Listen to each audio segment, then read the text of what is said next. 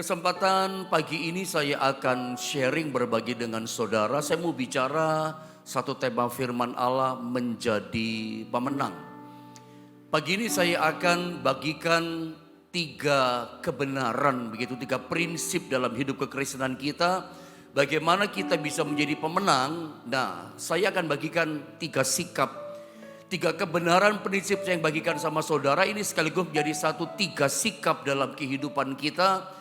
Ketika kita mengalami namanya krisis kehidupan, ketika kita mengalami namanya masalah, persoalan yang datang dalam kehidupan kita, nah kita harus punya tiga sikap kebenaran ini. Ini yang saya coba sodorkan, saya bagikan kepada saudara pada kesempatan pagi ini. Kita belajar tentang menjadi pemenang dengan tiga sikap yang kita pelajari. Ayatnya cukup panjang dalam Daniel pasal 3. Ini sebuah cerita, sengaja saya tidak memotong ceritanya, saya akan baca secara langsung ayat 16 sampai 30. Mengingat ayatnya panjang, saya baca langsung saja sendiri ya. Anda bisa mengikuti pembacaan dari ayat-ayat kalimat demi kalimat yang ada. Ayat 16 saya mulai baca dalam Daniel pasal 3. Dikatakan begini. Lalu Sadrah, Mesak dan Abednego menjawab Raja Nebukadnezar, tidak ada gunanya kami memberi jawab kepada Tuanku dalam hal ini. Jika Allah kami yang kami puja sanggup melepaskan kami, maka ia akan melepaskan kami dari perapian yang menyala-nyala itu dan dari dalam tanganmu ya Raja. Tetapi seandainya tidak, hendaklah Tuanku mengetahui ya Raja, bahwa kami tidak akan memuja dewa Tuanku dan tidak akan menyembah patung emas yang Tuanku dirikan itu. 19. Maka meluaplah kegeraman Nebukadnezar. Air mukanya berubah terhadap Sadra, Mesak dan Abednego. Lalu diperintahkannya supaya perapian itu dibuat 7 kali lebih panas daripada yang biasa. Kepada beberapa orang yang sangat kuat dari tentaranya itu dititahkannya untuk mengikat Sadra, Mesak dan Abednego, ada kata mengikat, dan mencapakan mereka ke dalam perapian yang menyala-nyala itu. Lalu diikatlah ketiga orang itu dengan jubah, celana, topi dan pakaian-pakaian yang mereka yang lain, dan dicampakkan ke dalam perapian yang menyala-nyala. 22. Karena titah raja itu keras, dipanaskanlah perapian itu dengan luar biasa, sehingga nyala api itu membakar mati orang-orang yang mengangkat Sadra, Mesak dan Abednego ke atas. Tetapi ketiga orang itu, yakni Sadra, Mesak dan Abednego, jatuh ke dalam perapian yang menyala-nyala itu dengan terikat. Kemudian terkejutlah Raja Nebukadnezar itu, lalu bangun dengan segera. Berkatalah ia kepada para menterinya, bukankah 3 orang yang telah kita campakkan dengan terikat ke dalam api itu? Jawab mereka kepada raja, benar ya Raja. 25. Katanya, tetapi ada 4 orang kulihat berjalan-jalan dengan bebas di tengah-tengah api itu. Mereka tidak terluka, dan yang keempat itu rupanya seperti anak dewa. Lalu Nebukadnezar mendekati pintu perapian yang bernyala-nyala itu. Berkatalah ia, Sadra, Mesak dan Abednego, hamba-hamba Allah yang maha tinggi, keluarlah dan datanglah kemari. Lalu keluarlah Sadra, Mesak dan Abednego dari api itu. Dan para wakil raja, para penguasa, para bupati dan para menteri raja datang berkumpul. Mereka melihat bahwa tubuh orang-orang ini tidak mempan oleh api itu, tidak mempan oleh api itu. Bahwa rambut di kepala mereka tidak hangus, jubah mereka tidak berubah apa-apa, tidak hangus ya.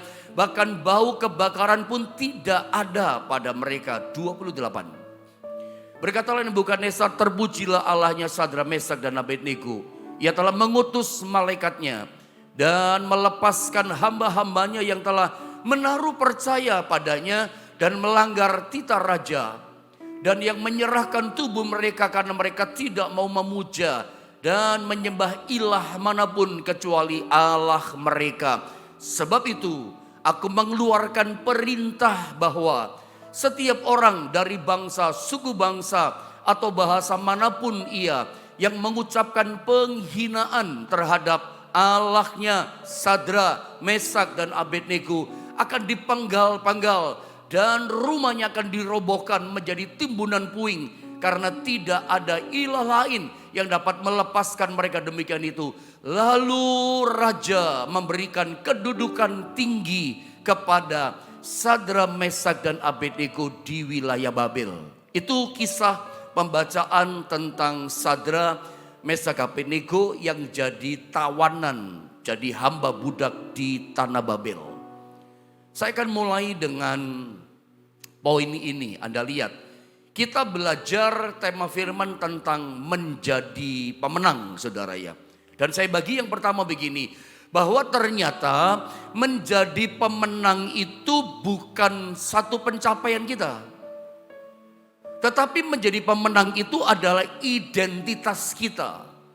Yang saya mau ulang dan ingatkan, bahkan saya tanamkan di hati dan iman saudara, ingat ini begini. Bahwa ingat, kita itu ternyata memiliki identitas dan identitas kita adalah pemenang. Ingat baik-baik, kita orang Kristen yang percaya pada Yesus, kita punya identitas. Kita memiliki yang namanya identitas dan identitas kita adalah pemenang. Cuman yang saya mau boleh ingatkan sama saudara, meskipun kita semua ini memiliki identitas sebagai pemenang, itu bukan berarti atau jangan diartikan bahwa kita punya identitas pemenang lalu kita itu kebal dari persoalan. Kita memiliki identitas pemenang jangan diartikan bahwa masalah itu akan dihalaukan dari kehidupan kita. Meskipun identitas kita pemenang itu tidak automatically serta merta lalu Tuhan itu halaukan masalah. Kita nggak ada masalah. Ada masalah di depan lalu Tuhan singkirkan masalah. Nggak seperti itu. Jadi jangan pernah Bapak Ibu Saudara mengartikan identitas menjadi pemenang itu berarti kita kebal dari setiap kesulitan, masalah, persoalan tidak akan pernah datang dalam hidup kita. Alkitab nggak pernah bilang begitu sama kita. Makanya tidak boleh dan tidak bisa kita berkata orang lain boleh kena masalah, kita anak Tuhan gak kena masalah. Gak ada. Gak ada seorang pun di antara kita, mau hamba Tuhan yang hebat sekalipun, yang hidupnya dirinya kebal dari masalah. Meskipun Alkitab katakan identitas kita adalah pemenang. Nah, dari cerita saya coba sodorkan sebuah kisah perjanjian lama tentang realita ini. Bahwa menjadi pemenang itu bukan pencapaian, menjadi pemenang itu identitas kita. Dan ternyata identitas menjadi pemenang itu tidak automatically masalah dihalaukan. Lalu kita kabar dari masalah, nggak ada itu. Nah, contoh yang saya coba sodorkan, sampaikan sama saudara pagi ini adalah kisah tentang 3 pemuda di perjanjian lama yang bernama Sadra, Mesak, Abednego. Background cerita ini adalah kerajaan Yehuda kalah perang sama Babel, Yerusalem dihancurkan sama Raja Nebukadnezar, Bait Allah dihancurkan, lalu tembok Yerusalem dihancurkan, semua dihancurkan. Dan orang-orang muda, catatan pentingnya adalah orang-orang muda yang produktif usianya, ya, potensi, yang punya prestasi, yang pintar-pintar bijaksana, punya hikmat yang luar biasa. Nah, pemuda-pemuda yang produktif, yang punya potensi inilah yang sama Raja Nebukadnezar ditawan, dibawa jadi tawanan, dibawa ke Babel. Untuk apa? Untuk membesarkan kerajaan Babel. Untuk dipakai tenaganya mereka yang potensial untuk memajukan kerajaan Babel. Pakai bangsa Israel yang usia muda yang potensial itu. Di antara mereka ada Sadra, Mesak, Abednego, ada satu lagi temannya yang keempat namanya Daniel. Tapi kita nggak bicara Daniel. Apa yang terjadi? Ternyata begitu nyampe di Babel, saya potong ceritanya, sang Raja Nebukadnezar itu ternyata mendirikan satu patung yang sangat besar, sangat tinggi. Dan Raja kasih perintah begini, pokoknya semua yang ada di wilayah kerajaan Babel harus sujud menyembah patung yang Raja dirikan. Pokoknya kalau ada bunyi-bunyian musik dibunyikan gitu ya.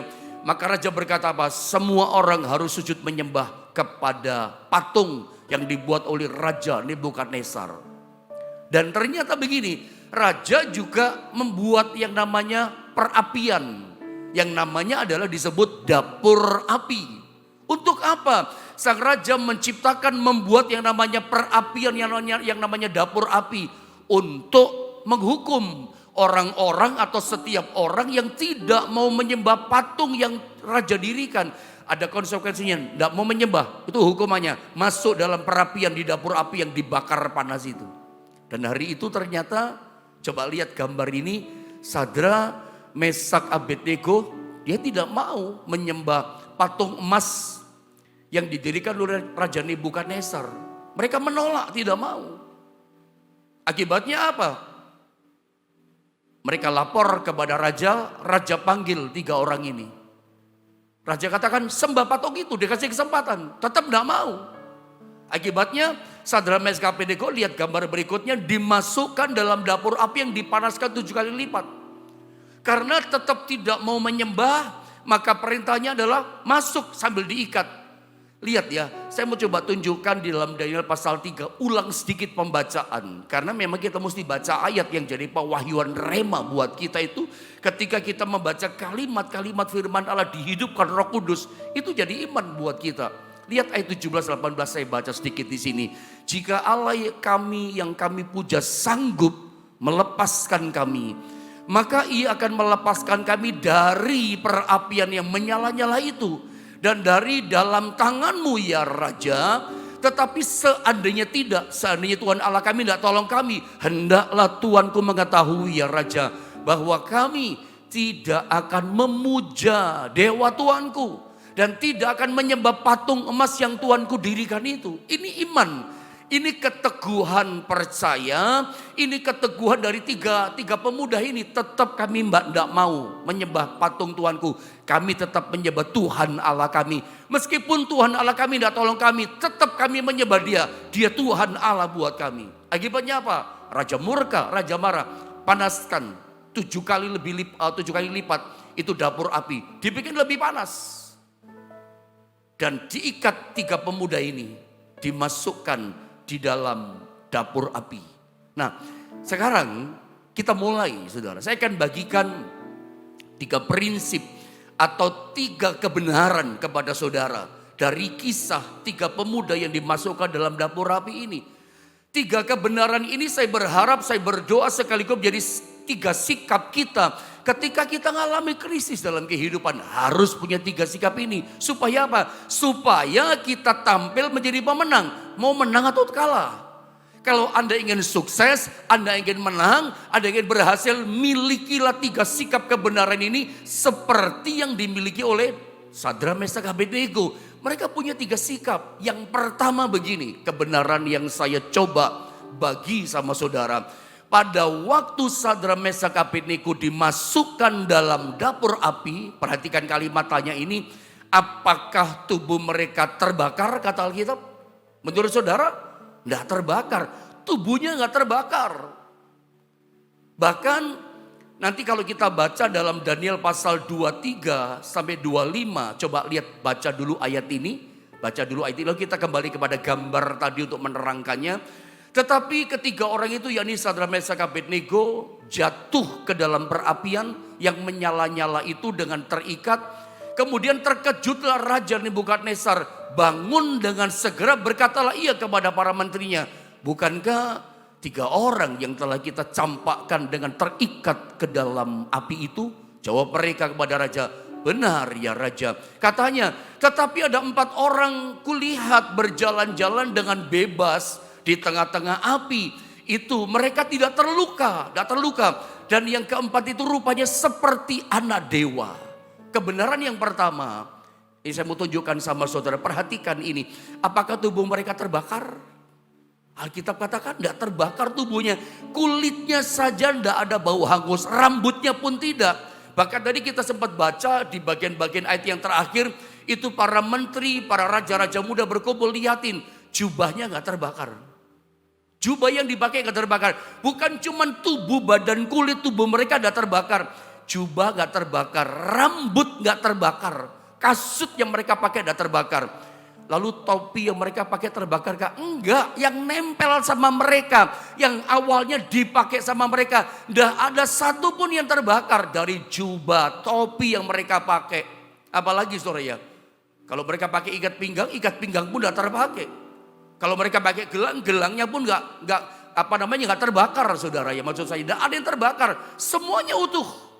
Makanya saya tulis di bawahnya, satu-satunya terbakar waktu mereka masuk dapur api adalah tali yang mengikat mereka. Itu yang terbakar. Terbukti di mana? Raja heran. Kok mereka bisa berjalan dengan bebas?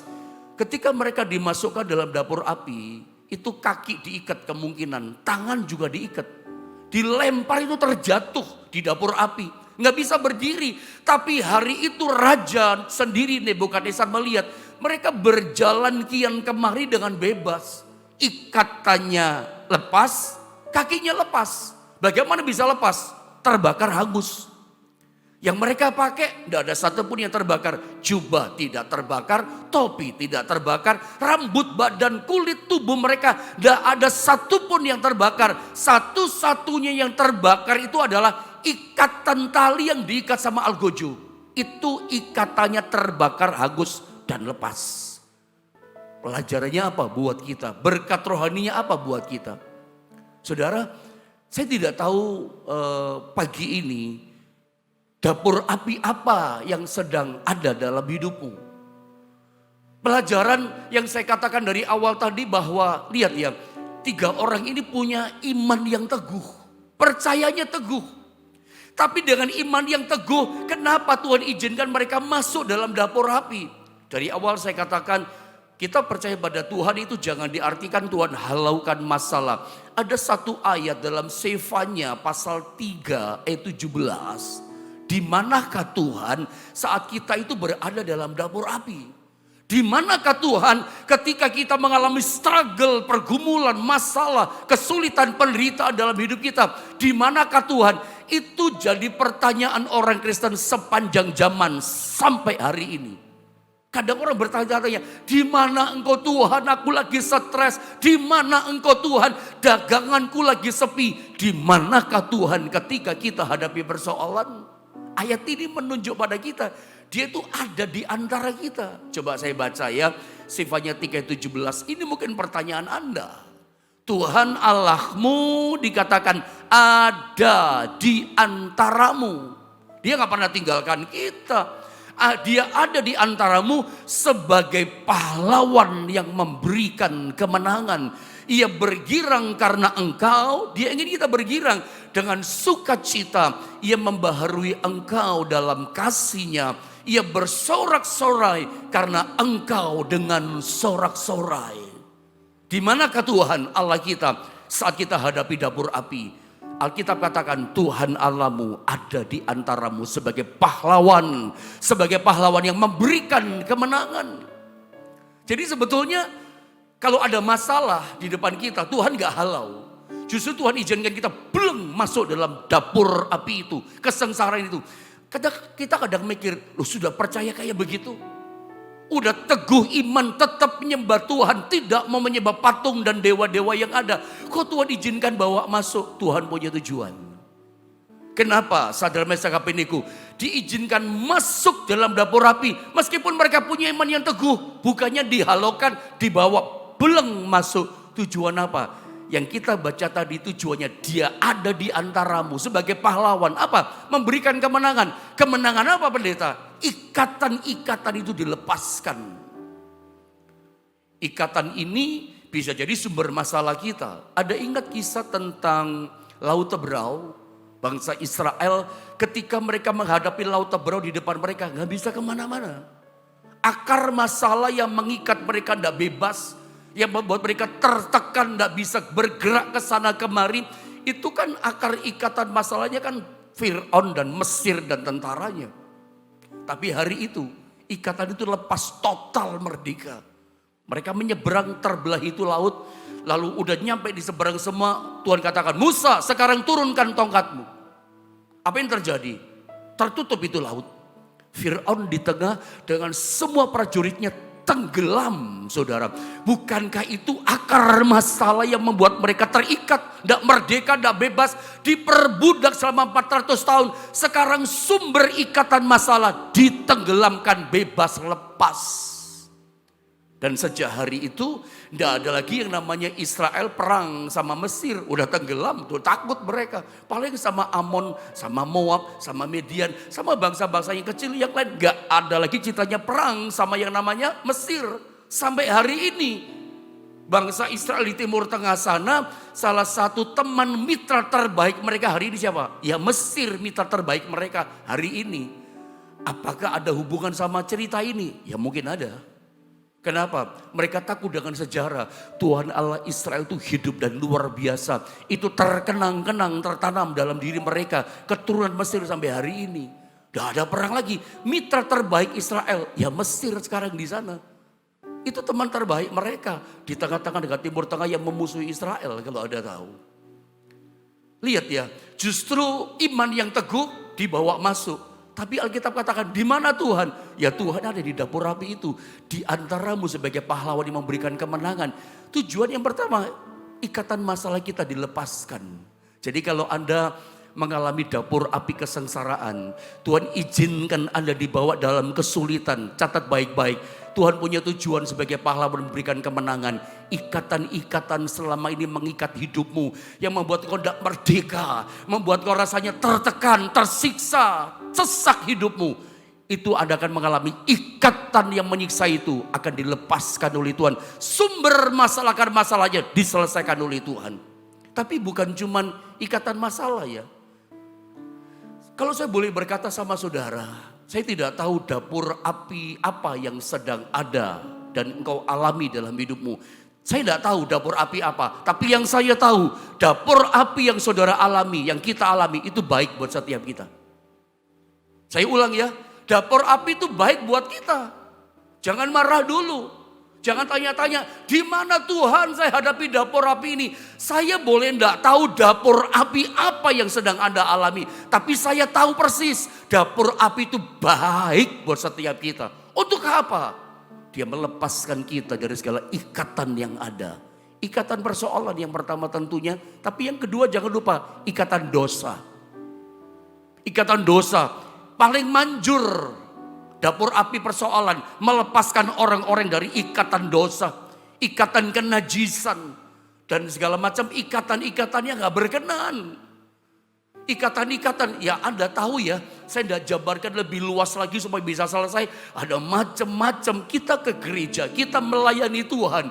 Tapi tidak ada orang yang tahu gitu loh, bahwa ternyata hidup kita ini masih ada banyak ikatan-ikatan yang mengikat kita. Kadang-kadang Tuhan izinkan dapur api baik buat kita. Untuk apa? Melepaskan kita, hancurkan kita dari ikatan-ikatan itu. Supaya kita bebas dari ikatan. Tidak ada lagi menghalangi kita untuk dekat sama Tuhan. Jadi ternyata dapur api itu baik buat kita. Untuk apa? Lepaskan kita dari macam-macam ikatan itu. Dan yang menarik dari kisah ini saudara ya. Sebelum saya masuk poin 2, yang menarik begini. Kok Tuhan seperti Raja lihat ada yang keempat seperti anak dewa. Kalau dalam terjemahan bahasa Inggris Son of God. Seperti anak Allah, itu memang anak Allah. Saya yakin Yesus yang datang dalam kisah perjanjian lama. Yesus yang apa ya, menyatakan dirinya dalam perjanjian lama. Sebelum dia jadi manusia dalam Natal itu. Sebetulnya ada banyak cerita-cerita perjanjian lama, saya meyakininya kalau saya mempelajari. Walaupun ada sekarang pelajaran mengatakan, dah ada ceritanya Allah menjelma jadi manusia. Kadang saya melihat pendeta-pendeta besar begini, saya bukan menyerang ya.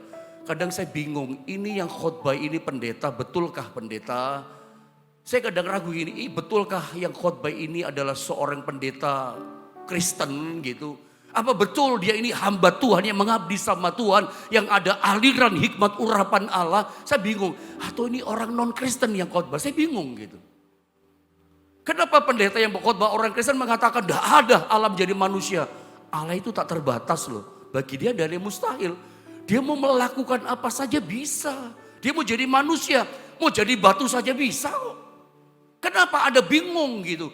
Saya kadang bingung ya, lah ini pendeta Kristen ada urapan Roh Kudus, atau jangan-jangan bukan orang Kristen pendeta ini. Saya bingung melihatnya, pendeta besar, hebat, punya nama, tapi bingung saya menerangkannya. Ini Kristen atau bukan gitu, sehingga yang non Kristen sorak-sorak, aduh pendeta benar dapat pencerahan, benar apanya? Kadang saya bingung saudara. Saya yakin dalam perjanjian lama, Yesus itu menyatakan dirinya dengan berbagai macam hal. Satu contoh ini disebut Son of God, anak Allah dalam bahasa Inggris. Raja katakan seperti anak dewa. Saya yakin itu pribadi Yesus yang datang menyatakan diri dalam perjanjian lama. Ada istilah teofani. Dia menyatakan diri dengan berbagai macam cara. Dia bisa bikin apa saja gitu loh. Yakub satu kali pernah bergumul di sungai Yabok dengan seorang laki-laki, ya, bergulat dengan seorang laki-laki. Baca di Alkitab Kejadian pasal 32 itu. Lalu ada ayat di bawahnya dikatakan begini. Tempat ini aku beri nama Peniel, sebab aku telah melihat Allah dan nyawaku tertolong. Seorang laki-laki yang bergulat sama dia itu siapa? Pribadi Allah sendiri. Dan aku melihat dia, tapi aku tidak mati, nyawaku tertolong. Saya lihat, saya percaya. Itu pribadi Son of God, anak Allah, yang menyatakan dirinya dalam pribadi Yesus. Saya meyakininya kalau saya baca. Termasuk Yosua. Dia pernah melihat seorang pria, laki-laki tinggi besar tegap, ya, itu membawa pedang dengan jubah putih. Saya pun yakin itu teofani. Allah menyatakan pribadinya pada Yosua. Itu Son of God. Nah pertanyaannya begini, kenapa misalnya Yesus dalam perjanjian lama atau Tuhan dalam perjanjian lama pakai susah-susah datang masuk dalam dapur api menemani 3 orang ini? Kenapa tidak ada cara lain? Misalnya seperti Musa, ketika laut terbelah jadi 2, tinggal angkat tongkat, pukul Musa, terbelah jadi 2. Kenapa gak pakai cara dengan angkat tangan, hai api padam gitu? Bisa gak kira-kira? Ya bisa lah kalau Tuhan mau. Tinggal angkat tangan selesaikan masalah. Seperti zamannya kita sekarang tinggal angkat tangan tumpang tangan kan. Kenapa gak pakai cara itu Tuhan? Kenapa mesti pakai cara datang masuk dalam dapur api bersama 3 orang ini? Kenapa gak pakai cara misalnya seperti Elia? Kereta berapi datang, wuss diangkat.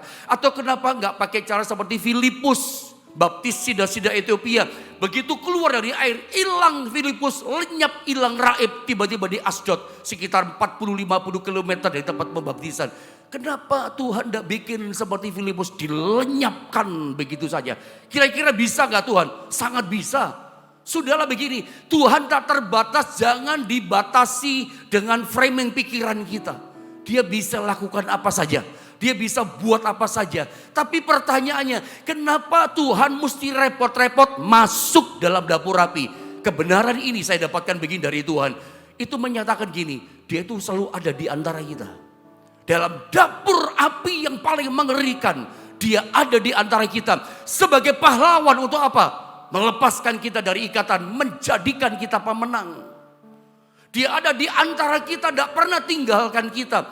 Saya ingin kebenaran ini menjadi satu kesadaran yang tinggi dalam hidup setiap kita. Bangun diri kita di atas kesadaran ini. Kesadaran apa pendeta? Sadarlah, bangun dirimu di atas kesadaran ini. Dia selalu ada bersama kita dalam situasi yang buruk. Dia selalu menyertai kita, tidak pernah tinggalkan kita. Kita mesti bangun loh, melatih. Kalau saya boleh pakai istilah, latih diri kita setiap hari latih. Sadar gini, Tuhan ada bersamaku. Meskipun dalam dapur api, dia ada bersamaku. Kalau Anda tidak punya kesadaran ini, ya selesai kita. Ada seperti para murid di Danau Galilea. Ketika perahu mau tenggelam, Yesus datang menolong mereka. Mereka gak tahu itu Yesus, gak sadar sih. Mereka berkata itu hantu, itu hantu. Sampai Yesus harus berkata, ini aku, jangan takut. Ini aku Yesus Tuhanmu. Kenapa mereka berkata hantu? Tidak punya kesadaran Yesus selalu ada. Petrus berkata, jika benar itu adalah engkau Tuhan, suruh aku berjalan di atas air seperti engkau. Kemon Petrus datanglah. Petrus berjalan di atas badai. Dia di atas gelombang. Dia mengatasi gelombang kehidupan. Ketika dia tahu ada Yesus di hadapannya. Tapi begitu dia teralihkan fokusnya. Salah fokus. Bukan lagi kesadaran dia bangun ada Yesus bersama dengan dia. Dia lihat gelombang, dia lihat dengar tiupan angin keras, tenggelam dia. Saya cuma mau kasih contoh lewat cerita ini. Bahwa begini, hidup kita harus dibangun dengan satu kesadaran. Yesus itu gak pernah tinggalkan kita loh. Ya, dapur api kesengsaraan seperti apapun, dia tetap ada dalam hidup kita. Setiap orang Kristen anak Tuhan yang membangun dirinya di atas dasar kesadaran ada Tuhan bersama kita. Oh, Anda menang. Dia ada di antaramu sebagai pahlawan. Untuk apa? Yang memberikan kemenangan. Jadi kalau Anda masih bertanya-tanya, di mana Tuhan, di mana Tuhan saya hadapi masalah, di mana Tuhan ketika saya sedang kesakitan, dia ada bersama dengan engkau. Sekali lagi saya katakan, saya tidak tahu dapur api apa yang sedang Anda hadapi. Tapi satu hal yang saya tahu, dapur api itu ternyata baik untuk kita. Melepaskan kita dari ikatan, menyadarkan kita, dia selalu ada untuk kita, memberikan kemenangan. Dan kemenangan itu luar biasa, melepaskan semua akar masalah kita yang besar, tuntas-tas. Tadinya gak tuntas-tuntas tuh. Justru lewat dapur api yang datang, oh akar masalah tuntas, ikatan-ikatan lepas. Jadi hari ini saya cuma mau sadarkan, masih ada 2 poin, kayaknya kalau saya bagi sekarang juga terputus beritanya. Saya bagikan untuk besok. Tapi bagian yang pertama ini saja penting buat kita. Membangun kesadaran ada Tuhan dalam hidup kita. Jadi saya kasih nasihat sama saudara sebagai gembala saudara. Meskipun secara online.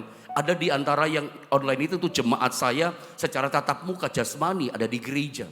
Tapi bagi saya ada semua, saya juga mengasihi saudara. Meskipun lewat online saya memberi makan Anda tiap hari. Bagi saya, Anda adalah anak-anak rohani saya. Saya kasih nasihat begini sama Anda. Boleh kan? Saya gembalamu, Bapak rohani, kasih nasihat sama anak rohani. Kalau saudara punya masalah, punya dapur api, bangun kesadaran akan kehadiran Tuhan. Bagaimana caranya pendeta? Bagaimana caranya Pak Gembala? Anda harus mulai tekun baca firman. Ya, Anda mulai tekun merenungkan firman Allah. Itu caranya membangun kesadaran akan kehadiran Tuhan. Yang ketiga, tekun memuji menyembah Tuhan. Baca firman, renungkan firman, sembah puji Tuhan. Itu akan membuat Anda, karena yang saya ajarkan ini, ya itu saya lakukan. Kalau saya berada pada satu titik persoalan, saya nggak sanggup lagi mengatasinya. Yang saya lakukan ya cuma satu, saya harus membangun kesadaran diri. Ada Tuhan dalam hidupku, saya kencengin baca firman-Nya. Saya kencengin merenungkan firman, saya kencengin memuji menyembah Tuhan. Saya mulai panggil Tuhan, saya mulai berseru memanggil namanya. Dan disitulah saya rasakan kehadirannya itu nyata. Ketika saya sadar dia hadir, ketakutan hilang. Kecemasan hilang. Saya percaya ketika kita berseru memanggil namanya. Pada awal-awal pandemi itu saya sangat praktekkan. Saya udah gak bisa bikin apa-apa lagi. Malam saya cuma menyembah. Saya cuma panggil nama Yesus. Lebih kenceng dari biasanya. Dan disitulah Tuhan berikan kemenangan. Saya berdoa pagi ini. Apapun yang kau hadapi dapur api, itu baik buat kita. Menuntaskan.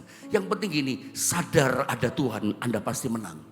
Jadi kalau ada yang masih bertanya-tanya, di mana Tuhan, di mana Tuhan? Dia ada di antaramu. Persis di tengah badai, api persoalanmu. Dia gak pernah jauh dari kita. Selalu ada bersama kita. Dan itu adalah titik kunci kemenangan kita menjadi pemenang. Sikap yang pertama ini harus kita punya dalam hidup kita. Sikap apa pendeta? Dia ada bersama aku. Dia tak pernah tinggalkan aku. Dalam kesulitanmu ada Tuhan di antaramu. Ketika kau sadar itu, ada Tuhan bersama saudara. Saya mau kasih tahu, Anda pasti menang. Anda tidak kalah. Anda bukan turun, Anda makin naik. Anda bukan tertutup jalan, pasti menerima jalan di luar. Dia dahsyat, sanggup menolong setiap kita.